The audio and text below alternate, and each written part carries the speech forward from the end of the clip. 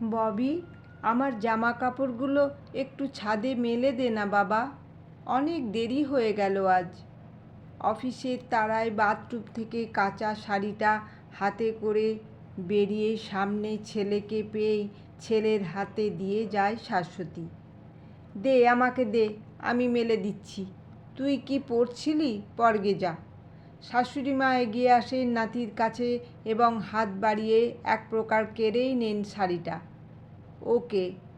ববি বেশ আনন্দিত হয়ে পেছন ফিরে নিজের ঘরে যেতে উদ্যত হয়।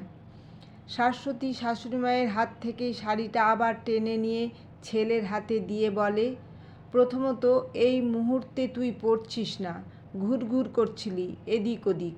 দ্বিতীয়ত ঠাকুমার বয়স হয়েছে, বাতের ব্যথা, তাই নিয়ে সিঁড়ি ভেঙে দোতলায় উঠে বারান্দায় কাপড় মেলবেন, আর তুই একটা ঝকঝকে তরুণ হয়ে সেটা দেখবি? সেটা আমার ভালো লাগবে না, যা মেলে দিয়ে আয়। এইসব ব্যাপারে মা বড়ই কঠোর, তাই ববি আর কথা না বাড়িয়ে মায়ের হাত থেকে ভেজা শাড়িটা নিয়ে দোতলায় ছুট লাগায়। ছেলে মানুষকে দিয়ে এরকম কাজ কোনো দিন করায়ও না বাপু, তাই দেখতে পারি না এসব। আমার ছেলেটাকে তো কাজের লোক বানিয়েই ফেলেছ, এবার নিজের ছেলেকেও বানাও। বইয়ের পেছন পেছন ছুটে বেড়াবে, তখন বুঝবে কেমন লাগবে। শাশুড়ি মা কথাগুলো বলতে বলতে নিজের ঘরেই চলে যান। হয়তো ভালোই লাগবে মা। এর বেশি শাশ্বতীও কোনো কথা বাড়ায় না। এমনিতেই আজ কাজের দিদি আসেনি। আগের দিনের অত বাসন মেজে ঘর মুছে তারপর রান্না করতে দেরি হয়ে গেছে।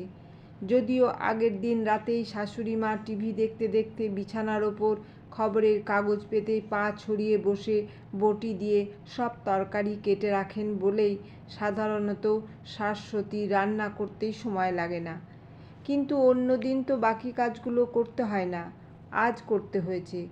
বর ঘরটা ঝাড় দিয়ে দিয়েছে তাই রক্ষে, নয়তো কোমরে আজকাল কিসের একটা ব্যথায় শাশ্বতীর নিচু হতেই কষ্ট হয়। তাও কোনো রকম মপ দিয়ে দাঁড়িয়ে দাঁড়িয়ে ঘরটাও একটু মুছে ফেলে, নইলে মা আবার পুজো করতে পারবেন না। এসব করতে গিয়েই দেরি। এরপর যদি সময় মতো বাস না পায় তাহলে তো সোনায় সোহাগা। নতুন বস ভীষণ রাগী, একটু দেরি হলেই সারাদিন কথা শোনান। শাশ্বতীর মনে হয় যেন ওনার মহিলাদের দেখলেই মাথা গরম হয়ে যায়। দেরি হলেই বলেন, সংসারটাই করুন তাহলে মন দিয়ে, অফিসে আসার দরকার কি? এরপর আবার আজ বাড়িতে অমুকের শরীর খারাপ, তমুকের শরীর খারাপ, আজ তাড়াতাড়ি যাব, গেস্ট আসবে, এসব তো লেগেই আছে। যত্ত সব। শাশ্বতী আর তার মহিলা কলিগরা এ নিয়ে পেছনে মজাও করে। কেউ বলে এই মহিলা বিদ্বেষের জন্যই ভদ্রলোকের বিয়ে হয়নি। আবার কেউ বলে, না রে, বউ ছেড়ে পালিয়েছে বোধ হয়, তারপর থেকেই লোকটা এমন। হেসে গড়িয়ে পড়ে মেয়েরা একে অপরের গায়ে, আর বসকে দেখলেই যে যার টেবিলে লক্ষ্মী মেয়ের মতো চুপচাপ গিয়ে বসে পড়ে। অফিসের হাজার কাজের চাপেও দুদণ্ড একে অপরের সাথে কথা বলা, গল্প করাটা শাশ্বতীর কাছে অনেকখানি অক্সিজেন ভরে নেওয়ার মতোই। সত্যি, চাকরিরতা মেয়েদের এসব কিছু করেই চাকরিটা করতে হয়। কেউ বাধ্য হয়ে করে, ঘরে দু পয়সা আসবে বলে, আবার কেউ শখেই করে। কিন্তু সংসার সামলিয়ে অফিস সামলানো সহজ কথা নয়। কী রে, এত অন্যমনস্ক কেন? পাশে চেয়ারে বসা সুনেত্রা বারবার ঘড়ি দেখছে, ফোনের মেসেজ দেখছে, আর ছটফট করছে দেখে শাশ্বতী জিজ্ঞাসা করে, আর বলিস না, আয়া মাসি আজ আসেনি। রান্নার দিদিকেই বলেছিলাম আজকের দিনটা সামলাতে। আয়া দিদি না আসলে ওই দেখে মাকে।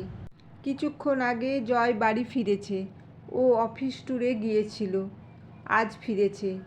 মেয়ে যথারীতি বাবাকে দেখে আর রান্না দিদির কাছে যাচ্ছেই না। জয় তো ক্লান্ত, তাই খেপে গিয়ে আমাকে ফোন করে যা তা কথা শোনালো। মেয়েটাও হয়েছে এই রকম। আমরা সারাদিন বাড়ি থাকি না তো, ঘরে ফিরলে হামলে পড়ে। আমাকে তো শাড়িটা ছাড়ারও সুযোগ দেয় না। কি যে করি, রোজকার এই টানাপোড়েনে এক এক সময় মনে হয় চাকরিটা ছেড়েই দিই। সুনেত্রার এই টানাপোড়েনটা শাশ্বতী ভালোই বোঝে। 16 বছর আগে একই অবস্থা ছিল শাশ্বতীর। তাও ঘরে শ্বশুর শাশুড়ি থাকায় সারাদিন একটি লোকের ভরসায় ববিকে ছেড়ে আসতে পারত অফিসে। শাশুড়ি মা একটু পুরনোপন্থী। মেয়েদের কাজ, ঘর সামলানো, টাকা রোজগার তো ছেলেরা করে। বাচ্চার অসুখ হলে মা ছাড়া চলে? কেমন পাষণ্ড মা তুমি! এইসব অনেক শুনেছে শাশ্বতী। প্রথম প্রথম অফিস যাওয়ার সময় ববিকে এক প্রকার জোর করে হাত ছাড়িয়ে আসতে হতো শাশ্বতীর। গলির শেষে মাথা অবধি শোনা যেত ওর বুক ফাটানো চিৎকার। শাশ্বতীর চোখের জলে কাজল গলে পড়ত। বিকাশ তখন শক্ত করে ওর হাতটা ধরে থাকতো, বলতো, পিছন ফিরো না, তাহলে আর কোনো দিন সামনে তাকাতে পারবে না। কিছুক্ষণ কেঁদে ববি ঠিক শান্ত হয়ে যাবে। গুলাদি আছে, মা বাবা আছে, ঠিক হয়ে যাবে সব। ওটাই অভ্যাস হয়ে যাবে ওর। তারপর অফিস থেকে ফিরে আমরা দুজনে পুরো সময়টা ওকে দেব তো। একটু পরেই আমাদের ভুলে যাবে, দেখো, তুমি শক্ত হও। কিন্তু মাও তো রাগ করেন। ও মায়ের রাগও একদিন থেমে যাবে। এই করেই কত মেয়েরা পড়াশোনা করেও কিছুই করে না। আমি যদি চাকরি করতে পারি, তুমি কেন করবে না? বিকাশ সাহস যোগায়। কিন্তু মা বাবারও তো বয়স হচ্ছে। ওদের অসুস্থতায় আমি বাড়ির বউ কাছে না থাকলে? শাশ্বতী নানা সমস্যার কথা বলতেই থাকে। শুধু তুমি কেন, ওরা তো আমার মা বাবা। আমারই তো দায়িত্ব বেশি। ওনারা এখনও সুস্থ আছেন। ভগবান না করুন ওনারা কোনো দিন অসুস্থ হলে আমরা দুজনেই পালা করে ছুটি নেব। প্রয়োজনে আয়া রাখবো, দেখব ওদের। তার জন্য এখন থেকেই তোমায় চাকরি ছেড়ে বসে থাকার তো দরকার নেই। প্রথম প্রথম বিকাশের ঘরের কোনো কাজেই উৎসাহ ছিল না। আসলে কোনো দিন করেনি তো। কিন্তু শাশ্বতীর সংসার, বাচ্চা, শ্বশুর শাশুড়ি, অফিসে টানাপোড়েন দেখে ধীরে ধীরে নিজেই এগিয়ে এসেছে ছোটোখাটো কাজে সাহায্য করতে। খুব যে নিজের ইচ্ছেই কাজগুলো করতো তাও না। কিছুই পারতো না যে। শাশ্বতী কিছু কাজ শিখিয়েছিল বাড়ির প্রয়োজনেই। কিছুটা বন্ধু বান্ধবদের দেখেও উৎসাহিত হয়ে করত। কারণ আজকাল তো ছেলে মেয়ে উভয়ই সব পারে। তাই বিকাশেরও না পারার কোনো কারণ ছিল না। আর কিছুটা গৃহশান্তি বজায় রাখতেও করে দিত। কারণ বিকাশের মায়ের প্রবল আপত্তি ছিল তার ছেলের এভাবে ঘরের কাজের বউকে সাহায্য করায়। এদিকে সাহায্য না করলে শাশ্বতীও চাকরিটা করে যেতে পারত না। তাই এদিক ওদিক করে ধীরে ধীরে মাকে বোঝাতে পারলেও নিজে যেহেতু ছেলে, বরকে দিয়ে মা কোনো কাজ কোনো দিন করাননি। তাই সুযোগ পেলেই বৌমাকে একটু খুঁচিয়ে দেন। এই হাতে হাত, কাঁধে কাঁধ রেখে জীবনেই ছোটোখাটো নানা সমস্যা কাটিয়ে উঠেই আজ নিশ্চিন্তে অফিস করে শাশ্বতী। ছেলে বড় হওয়ায় সময়টুকু অনেক ঝামেলার মধ্যে দিয়ে কাটলেও বিকাশের সহযোগিতাতেই আজ এই জায়গায় পৌঁছেছে ও। এখন ভাবে, সেদিন ছেলের কান্নায় ভেঙে পড়ে চাকরিটা ছেড়ে দিলে এখন নিজেই কেঁদে ভাসাতো। কিন্তু সবার ভাগ্য তো ওর মতো না। এই অফিসেই ওর অনেক বন্ধুদের মানসিক দোটানা দেখে আর ভাবে, আমি বোধহয় খুব ভাগ্যবতী, তাই এত ভালো বর পেয়েছি। নইলে কি হতো? সংসারের দুটো চাকা, স্ত্রী ও স্বামী, একে অপরের মন বোঝা আর একে অপরের সাহায্যে নিজের মনেরটুকু করতে পারার মধ্যে দিয়েই তো গড়ে ওঠে সুখী দাম্পত্য। ঘরের সব কাজ বউয়ের দায়িত্ব আর বাইরের কাজ বরের। এই মানসিকতা পাল্টাচ্ছে। যদিও চাকুরিরতা মহিলাদের ঘরে বাইরে দুটো জায়গাতেই প্রচুর খাটুনি খাটতে হয়, তবু নিজের একটা আলাদা জগৎ তো আছে। বিকাশ সেটা বুঝতে পেরেছিল বলেই শাশ্বতী আর চিন্তা করে না। জানে, যাই হোক না কেন বিকাশ তো আছে ওর পাশে। অফিস ছুটি হলে বাসে চড়ে বসে শাশ্বতী।